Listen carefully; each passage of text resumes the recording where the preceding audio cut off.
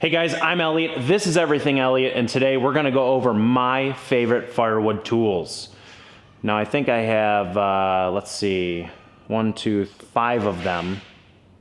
Yeah, I got six. I got 6 favorite firewood tools.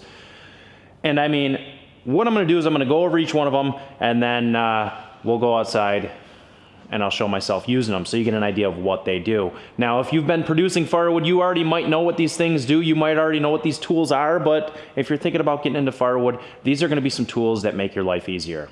I think first thing on the chopping block, obviously, is, well, it's probably going to be the most obvious. A chainsaw. Now, I mean, you can do firewood without a chainsaw. You can get yourself a crosscut saw or something like that, but it is 2024. We are past the medieval ages.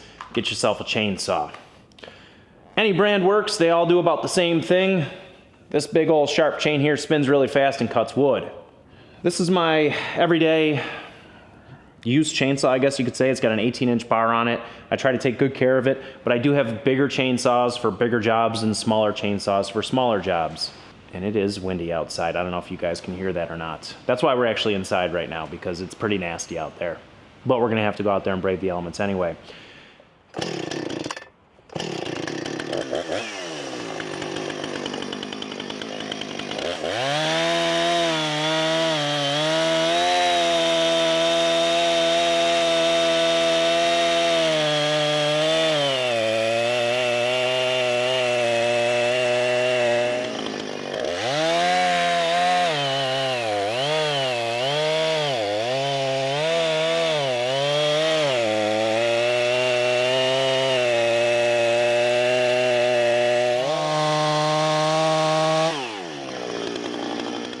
All right, going off the chainsaw is going to be tool number 2. Now this is going to be a firewood marking device. So they make a lot of different firewood marking devices. They make magnetic ones that stick on your bar and come out 16 or 18 inches, however far you want to cut your firewood. They make what's called a mingo marker. You roll it across the firewood, and every 16 inches it puts a spot of paint. My preferred method is actually simpler than that. It's just a zip tie. So the end of this zip tie is 16 inches off the bar, and what I do is I go across, put notches in the wood at 16 inches, then you can flip this zip tie in, it stays out of the way, and then you can continue to cut your firewood. I prefer this method because it's the cheapest, it's the easiest. This zip tie has been on here for 3 years now, and it hasn't broken off yet. It is a little worse for wear, but it still does work, so I still use it. You can spend money and buy the magnetic ones, or you can spend money and buy the mingo markers, but zip ties are like 5 cents a piece, so if something happens to it, I'm not worried about it. A firewood marker is going to give you nice, even pieces of firewood, whether that's 16 inches, 18 inches.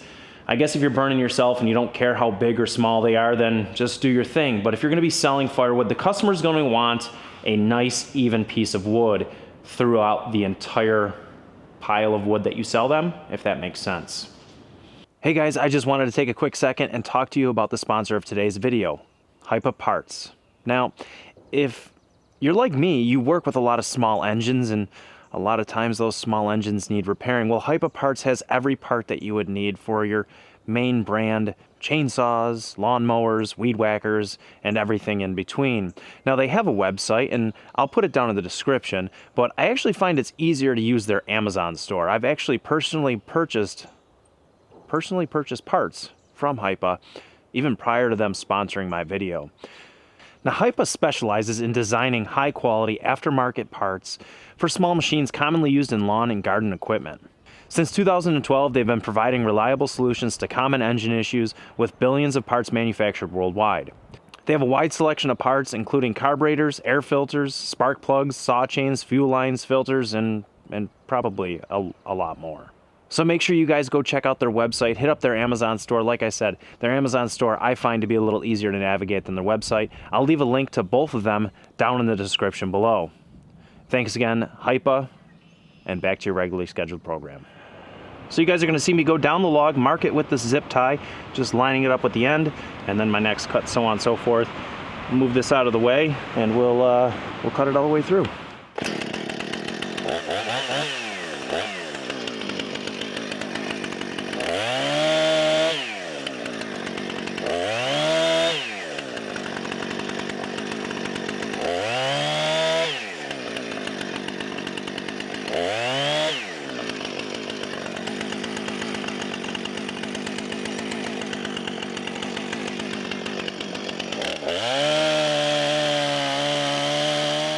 So sticking with the chainsaw, we've got number 3, and that's a good pair of ear protection. Now, I prefer the 3M work tunes because I can listen to music while I'm doing it. I always work by myself, so I don't have to listen and for people yelling at me or, you know, whatever. So I like to put on my tunes and just listen to music as I work. I guess if I was working with other people and they needed to get my attention, I probably wouldn't be able to hear them over the music, so I might just go with a regular pair of earphones. But for what I do, listening to music is what I enjoy doing. And I guess safety glasses go hand in hand with these. I don't really have a favorite pair of safety glasses, but I guess get your favorite pair. Now, onto a tool that I literally cannot live without. This is called a Hookaroon. So it's a long shaft with a rubber handle on it, and it's got a hook on the end here. So what this does is this allows you to save your back. The wood's at the ground. You can just kind of swing at the piece of wood, grab it, pick it up, and move it. You don't have to bend down every piece of wood. I absolutely love this thing. I've had it for 3 years now, and we're still on the original pick. They are replaceable with the still version. What's the name of the other company that sells them? I don't remember, but they're blue. I think the Blue Guys, and the name is escaping me right now, but the Blue Guys actually make these for still. It's the same thing. So these got a replaceable tooth on them. You just pop the roll pin out, put the new tooth in. But like I said, I'm 3 years into this thing. I hit it with a file every once in a while to sharpen it up, but besides that, it still works great. I think these two might still be connected. There we go.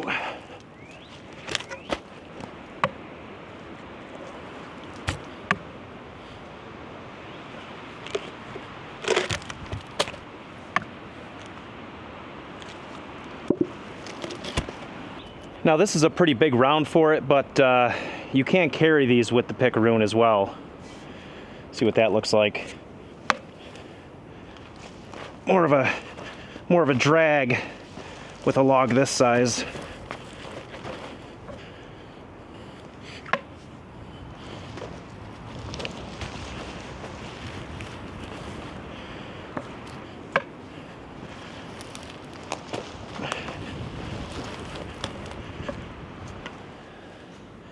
Now this tool is a tool I got recently. This is called a log ox.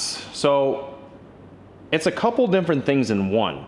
You can obviously see that it's a cant hook or a PV or whatever you guys want to call it, and you can roll logs with it.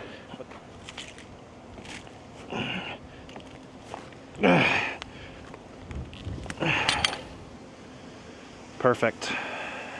But then what you also can do is you could take this handle out and it becomes a log picker upper, I guess, for lack of better terms.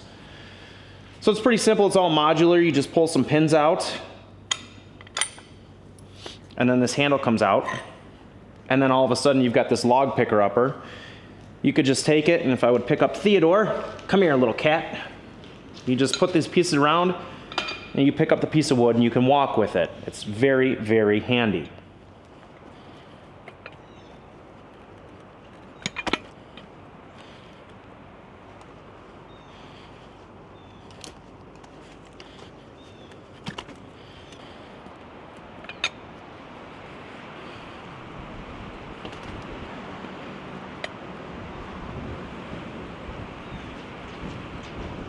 Another thing it has, which I have off of it right now, is actually this stand. So the stand hooks onto the bottom, so you can grab a piece of wood, roll it onto the stand, and then cut the tree up off the ground so you're not getting that chain in the dirt.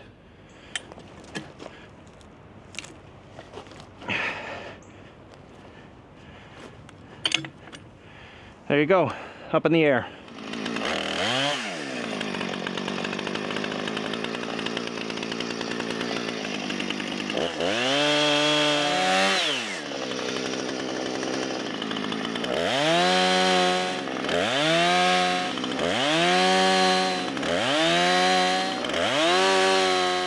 And my last tool is obviously going to be a log splitter. Again, like I said earlier, we're in 2024. Unless you really need a good workout, there's no sense in using a splitting maul anymore. The log splitter that I have is probably a little more aggressive than most people getting into the game are going to want. But you can go to your local Tractor Supply and pick up a $2,000, box store splitter, and that's plenty enough to get you started. That's where I started, actually. I had one of those horizontal vertical splitters, and then I upgraded to a rugged made, which is basically your, I would say like entry level commercial splitter. And I think at the time I only paid like $2,000 more than the box splitter. It came with the log lift, and that was something that saved my back. After that, I actually had a demo unit from American CLS here. That's a great commercial company as well. And then finally, the splitter that I've ended up with is an Easton made. So the Easton made has a box wedge on it, and it has a conveyor attached.